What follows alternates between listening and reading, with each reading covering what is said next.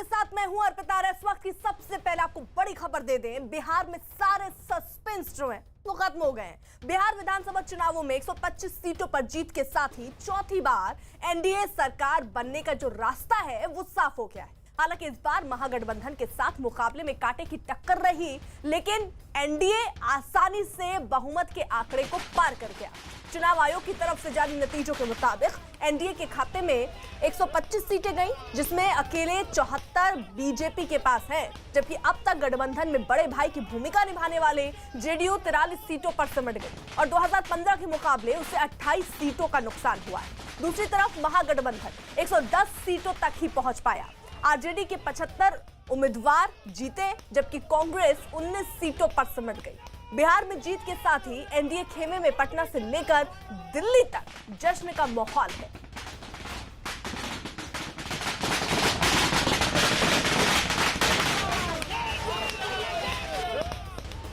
मैं बिहार की जनता को आश्वस्त करना चाहूंगा कि बीजेपी और एनडीए उनके सपनों पर खरी उतरेगी और जिस तरह से 15 साल लगातार हम लोगों ने बिहार की जनता की सेवा की है और बिहार को इन ऊंचाइयों तक पहुंचाया है, आगे आने वाले दिनों में माननीय मुख्यमंत्री नीतीश कुमार के नेतृत्व में और आदरणीय प्रधानमंत्री नरेंद्र मोदी के आशीर्वाद से हम बिहार को नई ऊंचाइयों तक ले जाएंगे।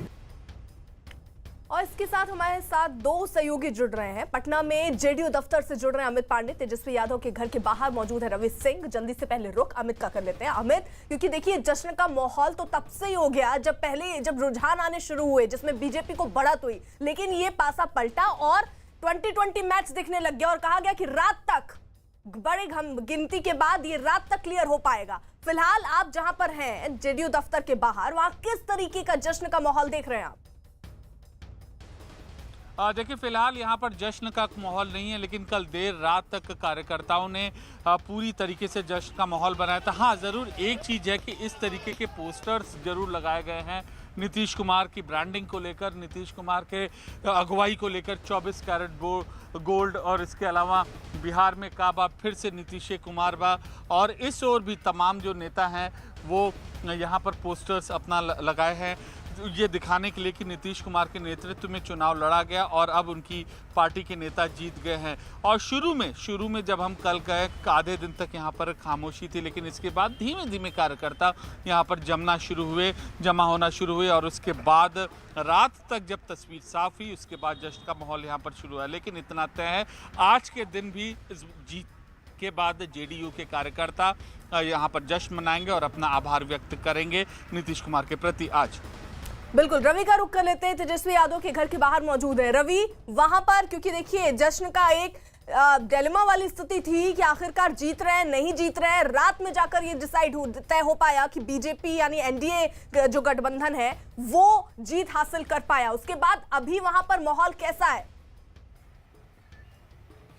अर्पिता, अभी तो फिलहाल तेजस्वी यादव के घर के बाहर बिल्कुल सन्नाटा है। एक बार सबसे पहले तस्वीरें दिखाएं कि जिस जगह पर कल पूरे दिन यहां पर हलचल थी, लोग बिल्कुल सेलिब्रेट कर रहे थे जैसे जैसे कि रुझान नजदीक आ रहे थे, और लोगों को जो कार्यकर्ता हैं, खास करके महागठबंधन के जो सपोर्टर्स हैं, उनको लग रहा था कि महागठबंधन की सरकार बनने वाली है और तेजस्वी यादव अगले मुख्यमंत्री बनने वाले हैं। लेकिन आज बिल्कुल स्थिति बिल्कुल उलट है, क्योंकि देर रात में फैसला हुआ, रुझान वो रिजल्ट में तब्दील हुए और अब ये क्लियर तस्वीर आई है कि एनडीए की सरकार बनने वाली है।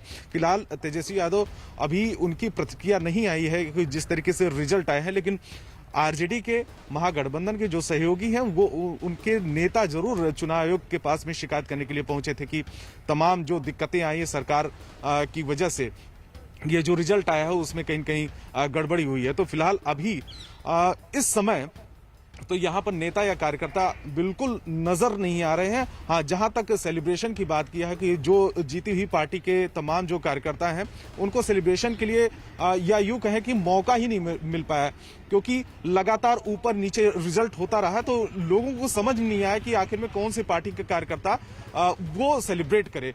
अब हो सकता है कि आज सेलिब्रेशन के लिए पटना से लेकर दिल्ली तमाम जो जेडीयू हो चाहे बीजेपी हो, अलग अलग पार्टियों के जो एनडीए के घटक दल है, वहां के कार्यकर्ताओं के लिए आज का दिन है वो पूरी तरीके से सेलिब्रेट करने के लिए। अर्पिता। ठीक है रवि, रहिए आप हमारे साथ। देखिए, बिहार में इस बार के चुनाव में बीजेपी का प्रदर्शन 2015 ही नहीं, अब तक हुए विधानसभा चुनाव में बेहतर रहा है, जिसके बाद राज्य में बीजेपी और जेडीयू की भूमिका और रुतबे में बदलाव के संकेत मिलने लगे हैं। पिछली बार की तुलना में इस बार एनडीए में सियासी समीकरण बदले और बीजेपी ने जेडीयू के साथ मिलकर चुनाव लड़ा।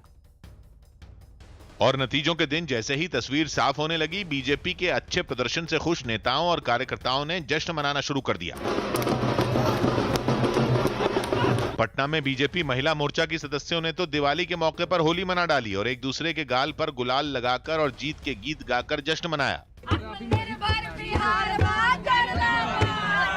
इस बार के चुनाव में बीजेपी का प्रदर्शन 2015 से बेहतर रहा। यही नहीं, उसके खाते में जेडीयू से भी ज्यादा सीटें आती दिखी, जिसके बाद ये संकेत मिलने लगे कि एनडीए में बड़े भाई और छोटे भाई की भूमिका में बदलाव हो सकता है। क्योंकि एनडीए के पक्ष में आते रुझानों के बीच बिहार में बीजेपी के अनुसूचित जाति मोर्चे के प्रमुख अजीत चौधरी ने कार्यकर्ताओं की मांग की दलील दी और राज्य में बीजेपी का सीएम बनाए जाने की मांग कर दी। भाजपा का आंकड़ा ज्यादा है और भाजपा के कार्यकर्ता को लगता है कि अब बिहार में भाजपा का चेहरा होना चाहिए। हालांकि पार्टी के दूसरे नेताओं ने ऐसी किसी भी संभावना से इनकार कर दिया और नीतीश के सीएम बनने की बात दोहरा दी। बड़ा भाई छोटा भाई नहीं, ये एनडीए की सरकार बनेगी, नीतीश कुमार जी मुख्यमंत्री बनेंगे। इस बार के चुनाव में एनडीए में जो सीट बंटवारा हुआ था उसमें बीजेपी के खाते में जेडीयू से एक सीट कम आई थी।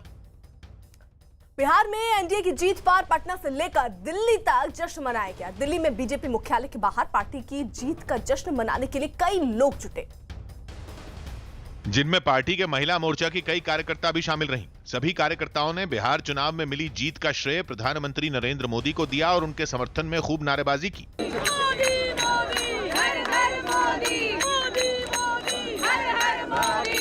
पार्टी दफ्तर के बाहर शाम होते होते कार्यकर्ताओं की भीड़ बढ़ गई और चुनाव का परिणाम आने के साथ उनका जोश भी बढ़ता चला गया। इसी तरह का जोश पटना में बीजेपी दफ्तर के बाहर भी देखने को मिला। वहां ढोल नगाड़ों की थाप पर बिहार में मिली जीत का जश्न मनाया गया। कुछ कार्यकर्ता तो इतने जोश में दिखे कि बिना किसी की परवाह किए काफी देर तक नाचते रहे। जश्न में डूबे कार्यकर्ताओं ने एक दूसरे को रंग लगाकर भी खुशी मनाई। और अब बात चिराग पासवान की। चिराग पासवान का सियासी दांव उन्हें ना तो किंग बना पाया और ना ही किंग मेकर बना पाया, लेकिन लोक जनशक्ति पार्टी की वजह से इस बार के चुनाव में जेडीयू को भारी नुकसान हुआ और कई सीटों पर जेडीयू पिछड़ गई। चिराग पासवान का पूरा चुनाव प्रचार नीतीश के खिलाफ रहा। हर सभा में उन्होंने नीतीश कुमार पर तीखे हमले किए, यहाँ तक कि उन्होंने सरकार बनने पर नीतीश कुमार को जेल भिजवाने तक का ऐलान कर दिया। अगर वो दोषी होंगे तो मैंने तो बोला जांच करवा के जेल भेजेंगे। हालांकि चिराग को इन हमलों से कुछ खास हासिल नहीं हुआ, लेकिन कई सीटों पर चिराग पासवान ने जेडीयू के वोट काटे और सीट महागठबंधन के खाते में चली गई। चिराग पासवान ने उन सीटों पर उम्मीदवार नहीं उतारे थे जहां से बीजेपी चुनाव मैदान में थी। बीजेपी के सबसे बड़ी पार्टी बनने के पीछे चिराग पासवान भी एक बड़ा फैक्टर साबित हुए। पप्पू यादव ने तो इसे बीजेपी की चाल बताने में भी देर नहीं की। नीतीश कुमार जी को एलजेपी ने तो बहुत ज्यादा डैमेज किया, जो सोच थी बीजेपी की वो सफल हुए। और बिल्कुल देखिए अमित, सवाल चिराग पासवान पर ही थे कि आखिरकार चिराग पासवान क्या भूमिका निभाएंगे। किंग ना तो वो किंग बन पाए और ना ही किंग मेकर बन पाए, और उन्होंने भारी नुकसान जेडीयू को पहुंचाया। जी बिल्कुल, जहां जहां हम गए चुनाव प्रचार के दौरान और काउंटिंग के दौरान तो हमने जनता से प्रतिक्रिया भी लेने की कोशिश की, तो लोगों का यही कहना था कि वोट कटवा हैं और जो लोगों का उनके कैंडिडेट्स तो हर जगह मौजूद थे वहां पर, लेकिन जीतने की स्थिति में नहीं थे। एक चीज़ ज़रूर थी कि जितने भी वोट्स उनके जो कैंडिडेट थे, जितने भी वोट उनके कैंडिडेट को पड़े थे, वो जेडीयू को अगर पड़ते तो बेहतर स्थिति में आज जेडीयू के लिए नतीजे होते। तो आम जनता के बीच में भी चुनाव प्रचार के दौरान भी ये राय बन रही थी कि ये सिर्फ वोट कटवा है और इनके ऊपर जो वोट पड़ेंगे इनके कैंडिडेट के नाम पर पड़ेंगे। और जहाँ तक जेडीयू का प्रदर्शन है, जेडीयू जेडीयू को इस प्रदर्शन से काफ़ी ज़्यादा उनको एक तरीके की राहत मिलनी चाहिए, क्योंकि उनके सामने एक तो एंटी इनकम्बेंसी था, दूसरा चिराग पासवान की चुनौती थी। तो इन दोनों चुनौती के बीच जेडीयू का ये परफॉर्मेंस रहा था। और इसके बाद जब लगातार जनता के बीच में एलजेपी के कैंडिडेट जब गए थे तो वो खास अपनी पार्टी की नीति, अपना विजन नहीं समझा पाए थे, और जनता ये समझ चुकी थी, जिसका नतीजा चुनाव में देखने को मिला। ठीक है, अमित रही आप हमारे साथ। देखिए, बिहार में पहली बार दरअसल बीजेपी सबसे बड़ी पार्टी बनकर उभरी है, जिसके पीछे प्रधानमंत्री नरेंद्र मोदी के जादू को बड़ी वजह माना जा रहा है। बीजेपी ने 74 सीटों पर जीत दर्ज की। बिहार में अब तक एनडीए में जेडीयू के पास बड़ी पार्टी का दर्जा हुआ करता था, लेकिन इस बार बीजेपी ने जेडीयू को बड़े अंतर से पीछे छोड़ दिया। बल्कि आंकड़े तो साफ करते हैं कि बीजेपी के शानदार प्रदर्शन ने ही एक करीबी मुकाबले में एनडीए को जीत दिला दी। नतीजों से पहले तक दावा किया जा रहा था कि नीतीश कुमार के खिलाफ 15 साल का एंटी इनकम्बेंसी फैक्टर है, यानी सत्ता विरोधी लहर है, जिसका फायदा महागठबंधन को मिलेगा। लेकिन प्रधानमंत्री की ताबड़तोड़ रैलियां बिहार चुनाव में गेम चेंजर साबित हुई। नतीजों के बाद तो यह भी माना जा रहा है कि प्रधानमंत्री नरेंद्र मोदी की लोकप्रियता ही 15 साल की एंटी इनकम्बेंसी पर भारी पड़ गई। बीजेपी के इस शानदार प्रदर्शन ने बिहार में जितना बीजेपी को मजबूत किया, उतना ही जेडीयू को कमजोर भी किया। हालांकि माना यही जा रहा है कि बदले समीकरणों का बिहार के सीएम के चेहरे पर कोई फर्क नहीं पड़ेगा और अगले मुख्यमंत्री नीतीश कुमार ही होंगे। लेकिन रवि, देखिए, बीजेपी के जो कार्यकर्ता हैं, जो नेता हैं, अब आवाज देखिए वहां से भी उठ रही है कि अब बड़ा दल बनकर तो बीजेपी उभरी है और इसलिए मुख्यमंत्री भी अब बीजेपी का होना चाहिए। देखिए अर्पिता, ये बीजेपी की तरफ से जो शीर्ष नेतृत्व है, चाहे वो अमित शाह हो, जेपी नड्डा हो, लगातार इस बात को लेकर उन्होंने पहले ही घोषणा कर दिया था कि बीजेपी चाहे छोटा दल बन के निकले, चाहे बड़ा हो, उससे कोई फर्क नहीं पड़ता। कितना नंबर आता है, कितनी सीटें आती हैं, उससे कोई फर्क नहीं पड़ता, लेकिन नीतीश कुमार ही मुख्यमंत्री बनेंगे। ये पूरी तरीके से क्लियर है। कार्यकर्ताओं की जरूर इस बात की चाह थी कि बीजेपी बिहार में कम से कम एनडीए में सबसे बड़ा घटक दल बना है, तो मुख्यमंत्री वही होना चाहिए। नीतीश कुमार को 3 बार मौका दिया गया, इस बार बीजेपी को देना चाहिए। लेकिन क्लियर पहले था कि नीतीश के साथ में चुनाव लड़ रही है बीजेपी, एनडीए लड़ रही है, तो इसलिए नीतीश कुमार ही चेहरा होंगे सरकार का। ठीक है, रवि रही आप हमारे साथ। बिहार के मधुबनी जिले में प्रचार के दौरान नीतीश पर प्याज फेंके जाने की घटना ने खूब सुर्खियां बटोरी थी। मधुबनी जिले की जिस हरलाखी सीट पर यह घटना हुई, वहां जेडीयू ने बड़े अंतर से जीत दर्ज की।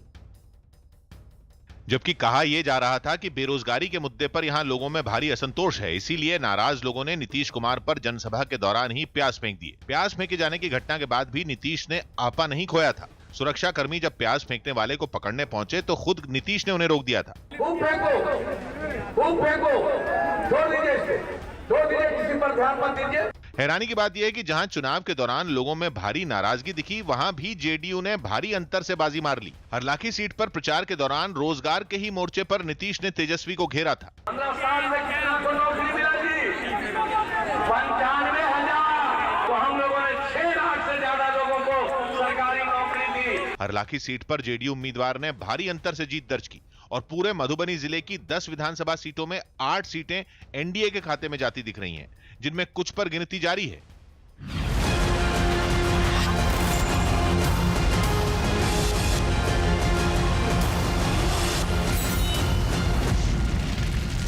देखिए सिर्फ न्यूज़ 18 इंडिया पर।